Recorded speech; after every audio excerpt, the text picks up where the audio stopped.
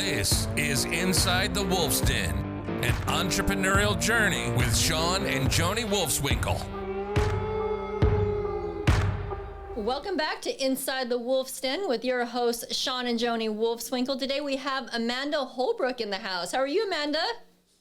Doing great, guys. How's it going? Doing awesome. Well, thank you so much for taking the time to be with us today, Amanda. So I'm just going to give a quick bio on Amanda. Amanda Holbrook is a passionate driving force in the world of self-directed IRAs for over 15 years and running. Her well-rounded experience make her a triple threat working for U.S. specialized trust company, empowering clients to scale businesses and create their own financial freedom by providing knowledge, opportunity, and support of the self-directed tools and specialized trust. She has the ability to really connect and simplify the self-directed concept so that anyone can apply it to their lives. Even her kids self-direct. Amanda is a proud mother of two, loving wife, self-directed IRA ninja, and investor in that order. Sorry, I butchered that a little bit, but to recap, you're the IRA ninja. I love that. You need to shorten it up. Yeah. But thank you. You did that beautifully. Awesome. And now I'm like blushing. Well, Amanda, why don't you start off by giving us a little background on yourself and how you got started with the IRA? Yeah. So, I pretty much drank my own Kool-Aid, and that's what got me here. I think just like everybody else. I started, young, dumb, and just gunslinging right out the gate of like, oh, why rent when you can own? Kind of started down the real estate route just like everybody else. So I was like, ooh, what's this HUD home stuff? It's like buying a house on eBay, That dates myself. But that was kind of the bug that bit me. You will learn shortly. I am a big nerd with a loud mouth and big personality. Hey, that's awesome. I love it. But I got right into, the number side. Love me a good spreadsheet. And, it didn't take long to figure out, man, we need more capital to scale this sucker. And I stumbled into what was a self-directed IRA because at that point, the lending industry imploded. Said, well, we're going to buy houses somehow. Where's the money? And guess what, guys? There's a lot of money in retirement accounts. Yeah. I will retire. Let's figure this out, So fast forward, combine that, nerdism with the gift of gab. And I've been preaching about, tax-free profits in your IRAs, since I was in my mid-20s, if you want to talk about starting with your foot in the hole, big baby cheeks talking about retirement, but yeah. But yeah, so here we are.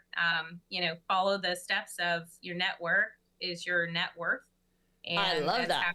How, we've grown personally. That's how we've grown as a firm. Mm-hmm. That's how we grow our clients' businesses the same way. So cool. Can you just simplify? Dummy it down. Yeah. Dummy it down for our listeners. In case somebody doesn't know, what is a self-directed IRA and how's that different from a traditional IRA? Yes. Yeah. I gotcha. So guys, if you're listening and you're like, what is this chick talking about? Okay. All right. So the IRAs for the accounts that you hear of at the big banks, hopefully I don't get in trouble for saying this, but your Fidelities, your Empowers, your Charles Schwabs, your large Wall Street institutions. Mm-hmm. Okay. You log in there and you see traditional IRA, Roth IRA, 401k. Okay, those are all the same types of accounts we have here at Specialized Trust. But there, even if you look on the screen, and I get this weekly, but Amanda, my account says right here on the screen, it's self-directed. And all that means, guys, is you get to pick your stock bond mutual fund yourself. Nice. That's not self-direction that we're talking about here today on, a real estate podcast, right? So our accounts, same type, traditional Roth 401k, but instead of this little sandbox of toys, guys, you get the whole playground, so you can invest in what been around since the 70s. I know that's crazy, but it has. And it allows you to invest in what We're not all born stockbrokers, but one of the three basic needs of every human being on the planet is what? Food, clothing, and shelter. Yeah. It's real estate. So real estate tends to be one of the number one investment choices that we see within our accounts. So whether that, if you're listening to this, guys, and you're like, well, I want to own rental properties, or I want to flip properties, or I'd rather be the bank, like the guy they text on HGTV to get the money, like I want to be that guy, or gal. You can do all of that and then some inside of our accounts. So.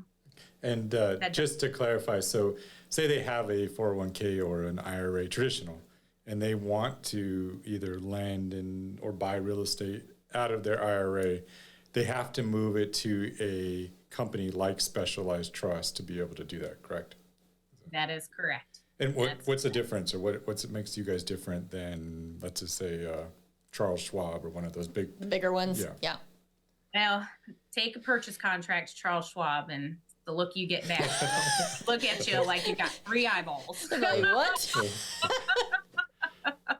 No, they follow the same rules and regulations that we do.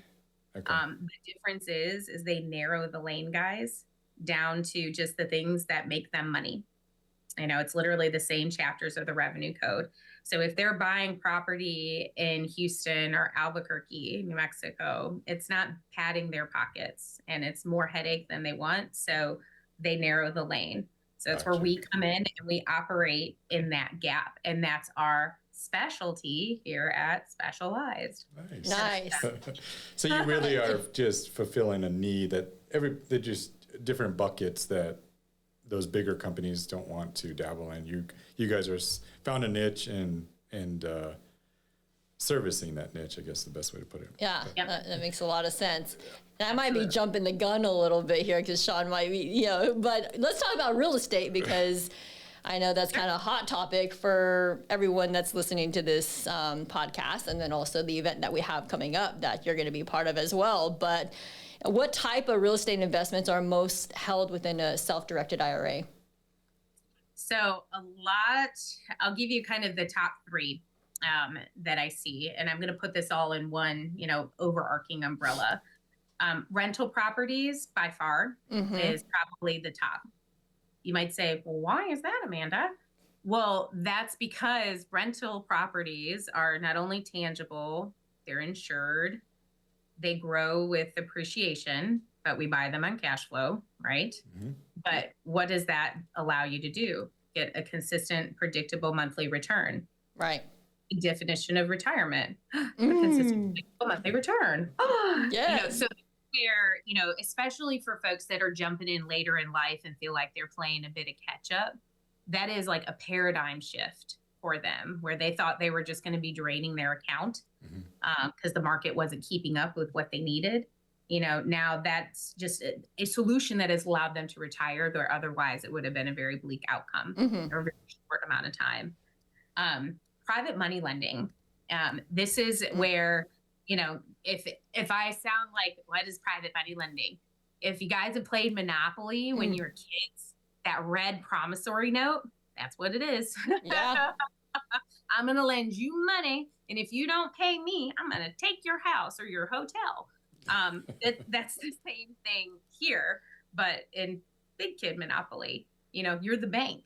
You have a first, second lien position on a property. So it's secured, insured, consistent return, and you have recourse of the worst case scenario. What does a bank do if you don't pay a mortgage? Take it back. Take it back. Well, your IRA is the bank. Guess what your IRA gets to do? Take it back.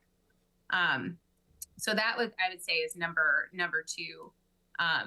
And then kind of going back to my earlier comment, for those that the number one comment, guys, when people hear about this is, why didn't I hear about this 10, 15, 20 years ago? And they either have like a scowl face, like, oh, or they're like happy, like, okay, but I know about it now. They're playing a bit of catch up. So they will go and do what I call like a flip, where they have an active investment where they're getting a large lump sum in with the idea of getting into those other passive investments. But those, I'd say, are the top 3.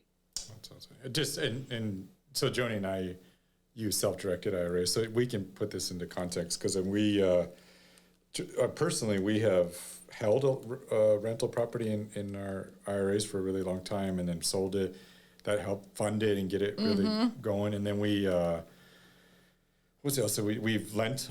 We do a lot of lending anymore today out of our self-direct. So we lend money to other investors or other homeowners, or we've sold some or some land, people that were buying some lots. We finance those lots for them using our self-directed IRA.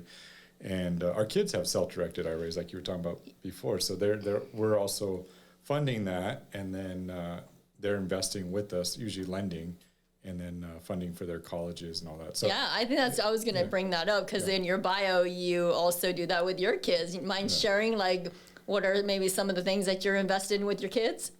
Yeah, well, I think we're drinking out of the same coffee cup there. Yeah. So, paying your kids, guys, for all of my own entrepreneurs and side hustle entrepreneurs is a great tax strategy, but I didn't give the radio voice disclosure, I recommend or endorse any sick investment sponsors. We're not tax advisors. We're not legal advisors. Exactly. Right. But I always got to do that. But, no, I'll pay them through our company, and then I partner their Roth IRAs, which is my favorite for minors, guys. I'll partner them on deals with our accounts. So where mama's, I got the lion's share of the deal, maybe like 80%. I have 2 kids, as I shared. I might split it 10 and 10 with their Roths. But if I'm getting, double-digit returns, so are they. Correct. And eventually they will be big enough to, be on their own. And what do your kids, let me ask you, do they have Roths or do they have educational savings accounts? Educational savings accounts. We're going to talk Roth. We'll have to talk later. So, because the company that we were with is no longer, so, and it's not been a good transition, which is a whole nother side topic, which I'm sure you're aware about, but being that we're in Houston, so. Yeah, sidebar conversation.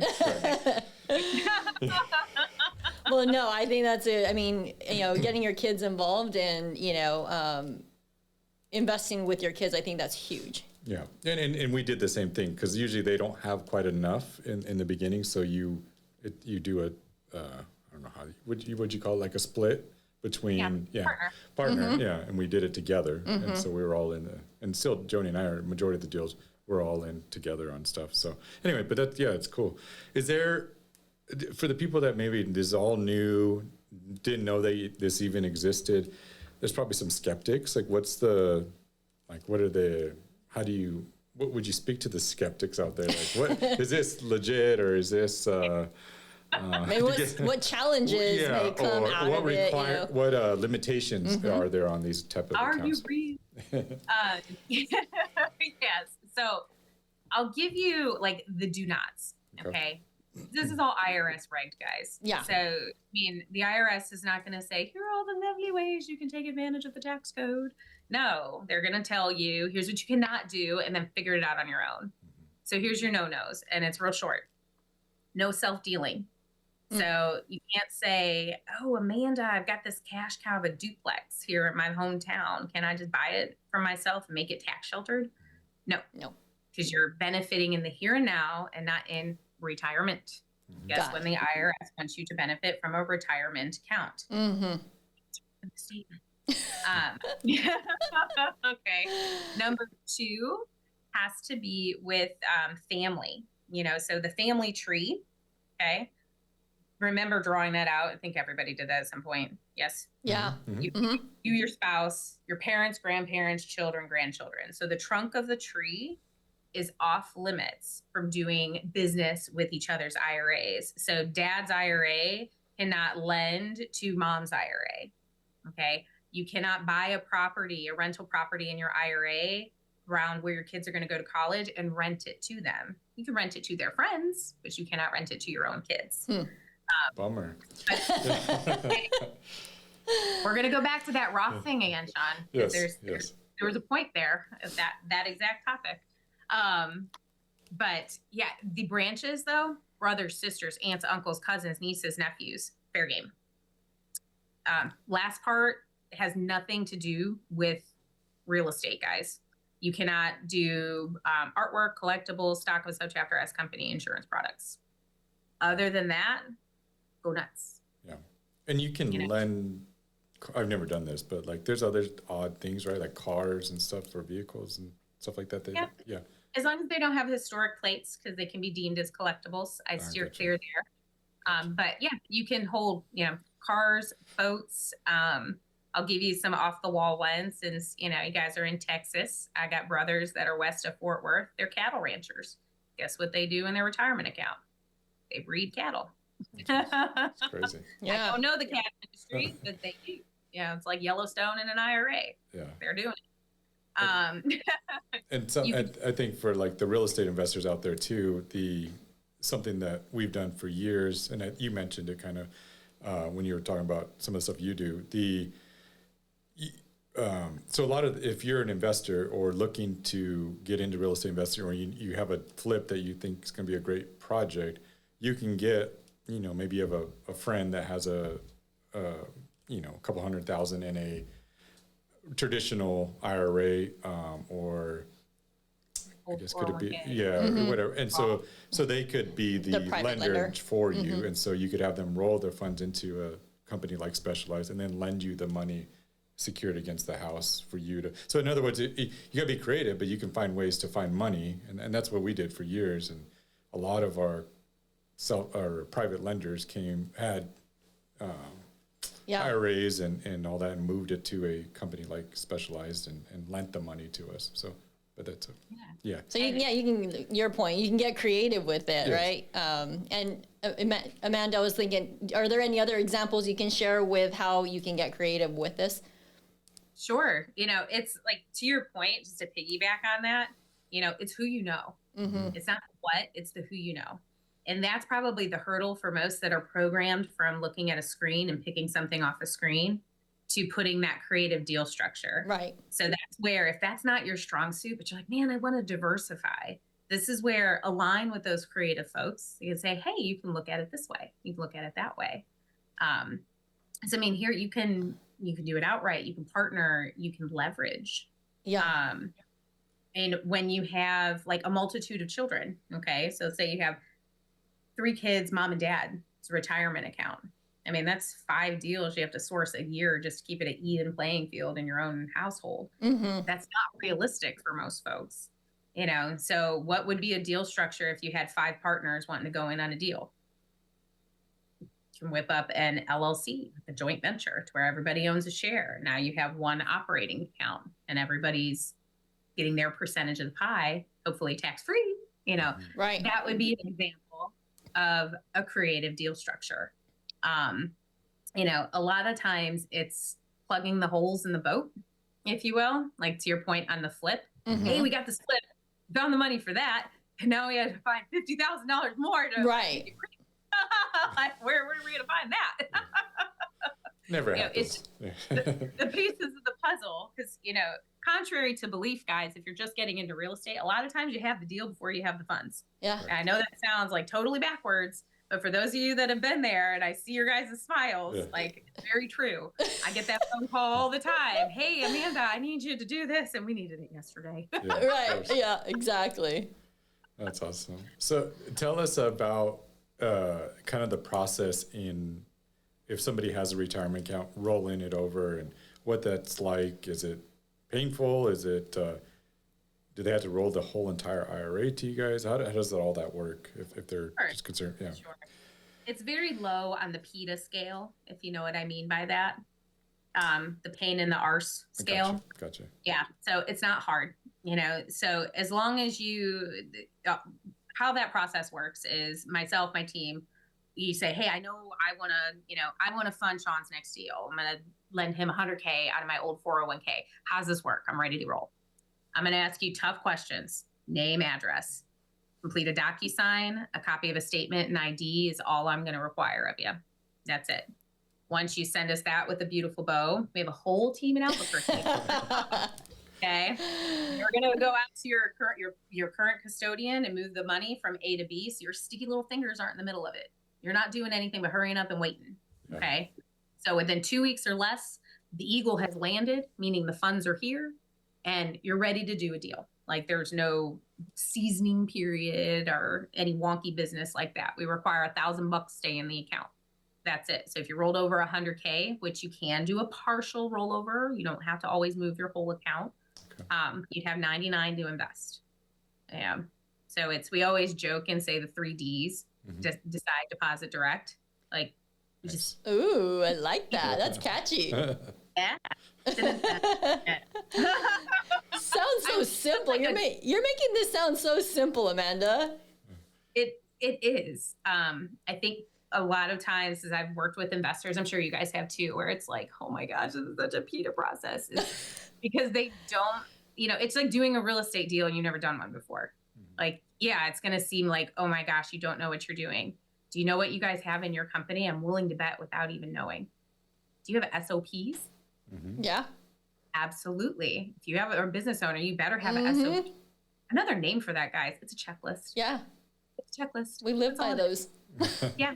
I do too. I think we all do in our calendar. But it's a process and procedure checklist. That's all it is. It is not meant to be overcomplicated. So as long as you have, good communication, timely responses, and, a trained and educated team to help you get A to B to B to C done, that's all you need. Yeah. And that speaks volume right there. Like finding, a company like yourselves that you can trust, a team that is experienced, right? That knows what they're doing. Yes. Awesome. Yeah. I mean, it's just every industry, guys. Not every. Exactly. Do your homework, right? Your research, your homework.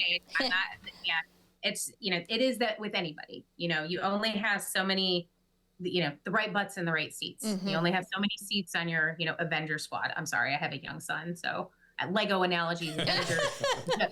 Seuss, the financial world sometimes, so you're just gonna have to bear with me. But that's how you think of it. Yeah.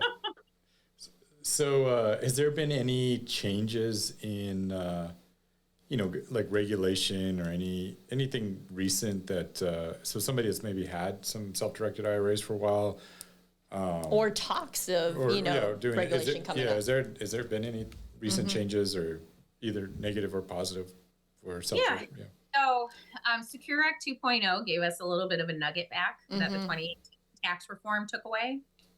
So took away all the tax credits for fees back in 18. So whether you had a personal or business account, you got no love back. Well, in 23, end of 22, the Secure Act 2.0 was passed. So now when you do a small business plan, you'll get a bit of a tax credit, for that business plan. So it's our government's way of incentivizing all of you self-employed folks to save for your own retirement. And you can insert blank here, read between the lines why you think that should be. Why are they doing that? So that's a good thing. That's a very good thing. There's been some contribution limit raises pretty consistently, specifically for Roth Solo 401ks, which is kind of like my triple threat of accounts for my real estate folks. You can put over 70 grand a year away. They came out with a wonky one this year. If you're between the ages of 60 and 63, you can do and they've never done this before. And I've been doing this 15 years. I've never seen this. An extra 11 grand in that account on top of the numbers, like on top of the, 77.5. Wow. So over $81,000. Wow. You can put into a 401k in a year if you're between that age bracket. And if your spouse is too, double your pleasure, double the fun. Yeah. Love that. That's exactly it. So I would say those are probably the big paramount ones. You always have like your, you're going to do something to Roth IRAs one day, like your negative Nancy's out there. I mean, just make the best educated decisions with the way things are now. None of us have a crystal ball. If anything, you're going to get grandfathered in. So we might be going way too far into the weeds with this one, but so because I have a question for you on that, and you're gonna have to tell me. So this is selfish. So yeah, selfish. I got two questions. Can I roll over my educational ones to a Roth for my kids? No. Once I did it, but you can roll them I could start a new one. Self-directed education one. Something that they started. They changed this last year. So 529 plans, you guys, cannot be self-directed. All right. Those are state plans. And a lot of us, just like It's like they come pitching you that like from the Gerber Baby Fund on, like as soon as you have children. 529s, which they're great vehicles. So I would never poo-poo that. You're just stuck in the market. So it's just in a different category. Now they finally made a provision. If the kid had the account for 15 years and they didn't use it all for college, they can move it over incrementally into a Roth, up to the contribution limit for that year, not to exceed 35 grand in total. Gotcha. Weird rule. Yeah. But I'm glad it's there, because what's been happening is those kids didn't use those 529s. They're transferable now. They weren't always, and they would just take the money out and take a tax hit, which defeated the purpose altogether. And for the 401ks, those are more, so the way you're, I think, implying that, so it would be for like business owners that want to contribute. But if I tried to do that for like, say, Joni and I, and we have a lot of other staff, I would have to match those contributions, correct? For them to be able to get to that 70, like I would have to be able to want to do 70,000 for every one of my staff. Am I saying that right? It's not that you wouldn't have that much, but you would have a match. And there's going to be testing because you're going to be, depending on the number of employees, either standard or safe harbor 401k. Okay. So you're going to follow a bit more rules because, you guys got a big operation. Correct. Gotcha. Because I looked into it and I was like, call those champagne problems, friend. Yeah. But at minimum, I would be looking at a simple IRA. Yeah. Which we do. And what's the max? Right? What's the max contribution on those right now, or this 2020? Simples, they just went up to 16.5 for this year. They were 16 last year, and then your match to your employees, and they can opt out. And your match is capped between 1% to 3% or 2% across the board for 5 years. Cool. So. That was probably way in the weeds for a lot of people. That's great that you said that. Basically, you're like $400 and something bucks max out of pocket if your employee is maxing out. That's the more cost-effective plan that business owners like 25 employees and under go for. Gotcha. If you have those questions, I'm sure others out there have the same questions, and that's why we're doing this, is to learn more about it, right? Sure. Amanda, so I want to ask you this question. So what's next for Specialized IRA? Like, what are you guys working on? That's always a good question. So we, I said this funny earlier, we're passive custodian. We don't recommend or endorse, but we educate, so that's one of the big things that I think delineates our firm from others, is that we educate on, a very, where you're at to the advanced level. So regardless if you're on chapter 2 or chapter 12, we've got you covered. So really just enhancing that and taking it, knocking it out of the park. We do something called a family plan here. I call it a family plan. They're going to kick me, but it's called our platinum program. There goes that marketing thing, right? I'm not the marketing as you can tell. Like, I'm just going to call this what I think it is, because it encompasses the whole family, but to your point of how you get the generational accounts to work together. Yeah. Because that part is it's missed so much. Oh, you have an old 401k. Let's throw you in a traditional IRA. It's self-directed. Good luck, Chuck. And I mean, that's what we see a ton. And it eats my soul.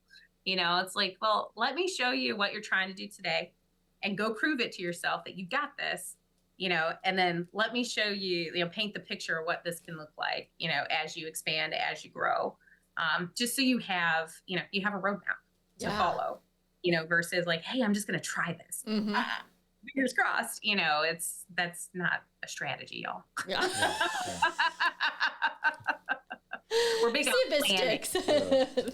Throw it up there, see if it sticks. On that same note, like, are you? And I know from what my understanding in the past with people that run self-directed IRA companies, that you don't want to.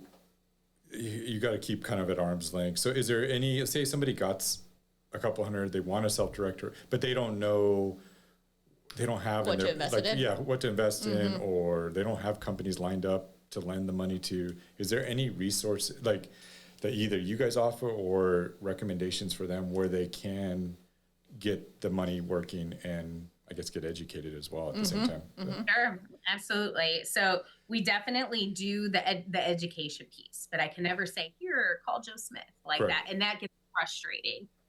but in the lovely world of the World Wide Web and YouTube University and Google and Facebook, Instagram, it is not hard to figure out who the players are. And I like to say this, and you guys will probably like this funny term. It's very easy to delineate, I feel like I'm overusing that word, the durus versus the gurus. I love it. Durus. I want to use that. I want to start using that. Thanks, Amanda. That, I will have my opinions there, but so I think true, that's the big, and it goes back to the statement. It's who you know, so it's not hard. I always say start with like your sphere of influence. If you're trying to start in your local market, there's always online groups. There's the great event you guys are putting together. Yes. That is the exact example of like, get off your couch and get your butt in the room. Because you are, and I know I'm going to sound so cliche, guys, but a lot of times you were like one conversation away or one introductory email away from making a huge pivotal shift. Yeah. Whether it's inside or outside your retirement account, Yep. if it's in business or personal life, like that can be applied unanimously across the board. But just like you said, Amanda, your network is your net worth. Sean always laughs at me because I use that all the time, right? Because it's so true. No, it absolutely is. And that's where, like I can't recommend or endorse, but I can help co-educate, right? So like I've done this, and I know you're thinking like business mind, hey, how can we educate our team? How can we educate potential investors? Like I just set up a call for next Tuesday. I'm sitting down with a mom and dad and their 4 kids, which their ages like 12 to 22, to just explain to them, because they're involved in the business and they want to expose their kids to what this looks like. So I'm going to sit down with a Zoom and I'm going to show them on my daughter's 12 years old. She gets this. She understands it because it's not that complicated. Yeah. But it's those things that like make the big difference. So whether you dip your toe in now or you learn about it now and you don't do anything for a year, it's usually, I find, never a matter of like, if this tool makes sense. It's typically a when it makes sense for you. Yeah. Absolutely. And that's the key, I think, part or takeaway, and very similar to your guys' business. I know, I don't think it's a secret. Like I'm a huge fan of rental properties and passive portfolios. Like, you should always have, if, 2020 taught us anything, multiple revenue streams. Yeah.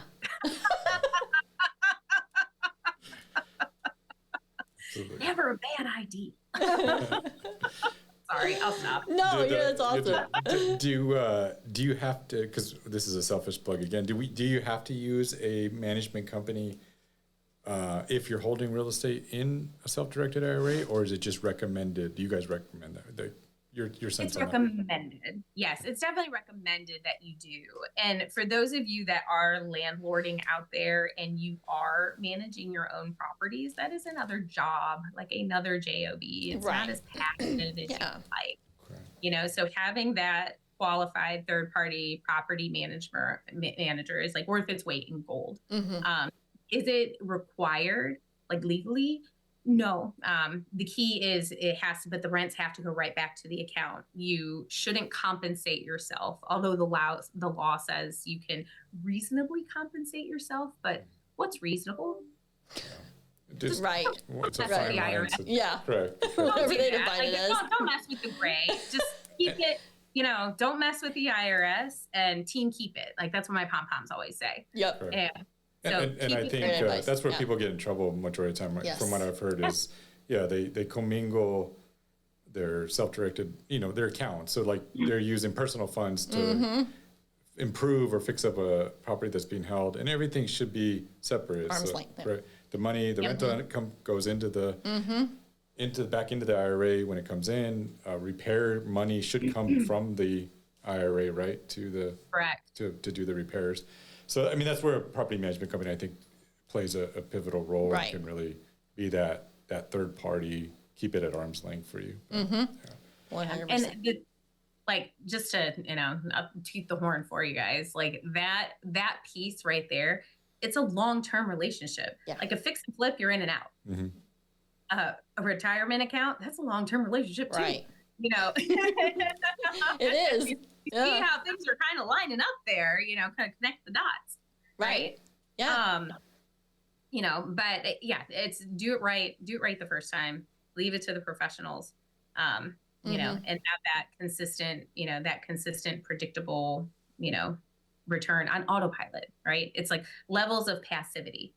Okay. The way that I always, because if you have rental properties now and you're thinking of putting it, getting some in your retirement account, just think of these retirement accounts, because retirement accounts are delayed gratification, right? Unless you're 59 and a half already. Okay. So that's your tomorrow money bucket. Okay.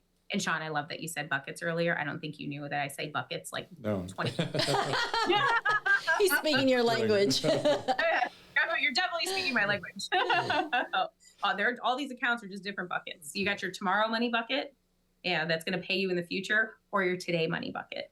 So when you get the deal on your lap or, from your deal machine and you're like, oh, I like this one. I want this one.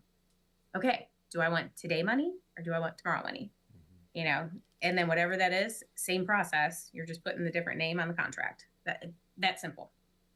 That's awesome. Love that. And I love that what you said, like, do it right the first time, right? And so, which the education piece comes in, because you need to get educated on this. Amanda, is there anything that you have coming up where our listeners can get educated on it? Talk a little bit about that in your program. Yeah, no, absolutely. So I always encourage, and I'm going to give some little freebies here too, ebooks and whatnot for anybody that's listening here, but I always encourage, because everybody's scenario is different. I did it right. I'm in Havana here. For those of you who can see me, I live by my calendar. No, it's kind of delayed. I'm sorry. But no, it's my QR code in the corner if you can't hear me or see me. I like that. I like that. Hop on a call. That's my point. Like, don't be shy. Ask the questions. Like, you're dedicating your time to us. I would like to reciprocate and give you a personalized plan. Love it. But we do tons of, webinars. We do plenty of events. I've got a pretty fun travel schedule coming up next month. So we're always moving and shaking, and really looking forward to seeing you guys. Yes, you guys Sheraton, right? Yep, you guys. We're gonna be hosting our 2025 real estate forecast panel, and Amanda and her team will be out there. So super excited about that. Yeah, and it's a great way, like you were saying earlier, it's a free event, so it doesn't cost you anything. There's even free drinks, free food, but the thing is like the networking, right? There's going to be real estate investors there. There's going to be lenders, title companies. So if you can speak to Amanda, get your IRA account, self-directed IRA account working, and then they're right in the room. There's people that need the money or selling deals. Like that's how I guess what I was getting at earlier, like how do you, sometimes I think people are like, well, how do I find who to go? Well, like you go to these events and find somebody you like, or find somebody that's already very involved, or you can learn from them and just ask questions on how they're doing it. So I think it's a great event or events like that in your local market that you should take advantage of. Sorry. Love that. Yeah. And come with your digital card and switch contact info with as many people as you can. And go to the event. This one drives me nuts. Hey, you're here. I'm just here to shake some hands. Go with a goal in mind.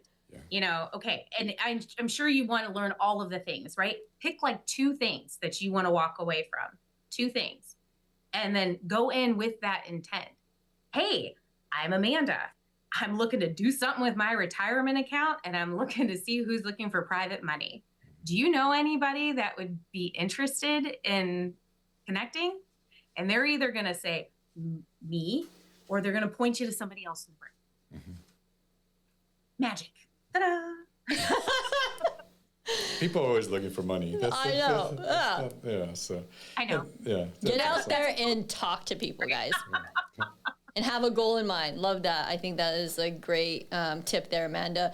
So one last question before we head on out. Something that we ask all of our guests on the show. So if you could go back in your early 20s, what advice would you give yourself? I love it. It was just yesterday. Right?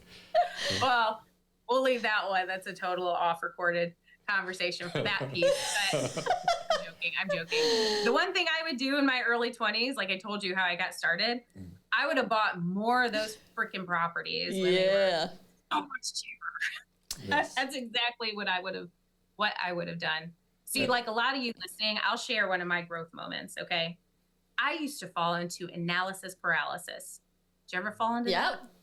I've looked at many times. It was a totally different market than today. You were just looking at so many deals, you didn't know which one was it. Like, did it seem to me? Yeah. And then by the time you go for it, it was gone. So I had a mentor of mine, he was just a direct, blunt dude. I'll put it that way. He told me, he's like, I'd rather be ignorance on fire than knowledge on ice. And that, for whatever reason, has always sung in the back of my mind. It's like, find out enough information, and if all signs point to yes, just freaking do it. Do it. Because you're going to make some mistakes in everything you do. Just freaking fail fast and get it over with and celebrate the wins. Yeah. I love that. It's one of ours too. We say if we could have just went back and bought more properties. So there was a time, Amanda, where we were so scared to buy a home for like $20,000. I'm like, we should have bought like hundreds of those, thousands of those, right? I'm with you. I think everyone has that shoulda, woulda, coulda. Yep. Like, I think all of us, because now you look at, that same property and it's like, what was I thinking? Exactly. Yeah, totally. So Amanda, how can our listeners get a hold of you? We're going to have everything in the show notes, but how can they get a hold of you? Yeah, so I've got all my info here if you can see it, but just visit us at specializedtrustcompany.com. I'm A. Holbrook at IRASTC, like Sam Tango Charlie.com. And that is my direct dial on there. Awesome. So more than welcome to, reach out, have that conversation. I don't bite. I think I'm pretty approachable. I would say so. Yeah. You're a people's person. I love it. I try. We're friends already. Yeah, we'll have all that also in the show notes in case you're just listening or driving. It'll all be on the show notes, so that'll be awesome. So reach out to Amanda, and yes, take advantage of all that she offers with Specialized Trust. So. And come see Specialized Trust in Albuquerque, guys. They will be there on February the 6th. Awesome. Absolutely. And thank you guys for hosting today. I have to say, you have one of the best setups here. I'm very impressed. So if you are just listening, you have to come check out the visual, guys.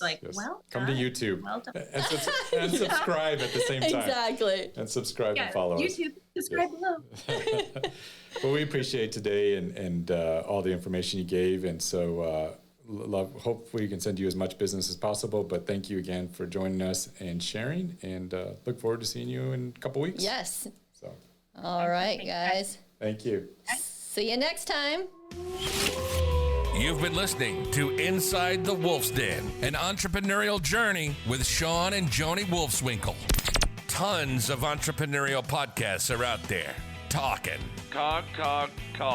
But Joni and Sean are living it every single day. Their portfolio now includes many franchises and medium-sized businesses. We talk about the trials and motivators of successfully running a business. Join us again soon for another podcast. But until then, reach out on the website at InsideTheWolf'sDen.com, on Facebook at Inside the Wolf's Den, on Instagram at Inside the Wolf Den. We'll see you again soon. This is Inside the Wolf's Den. We'll see you next time.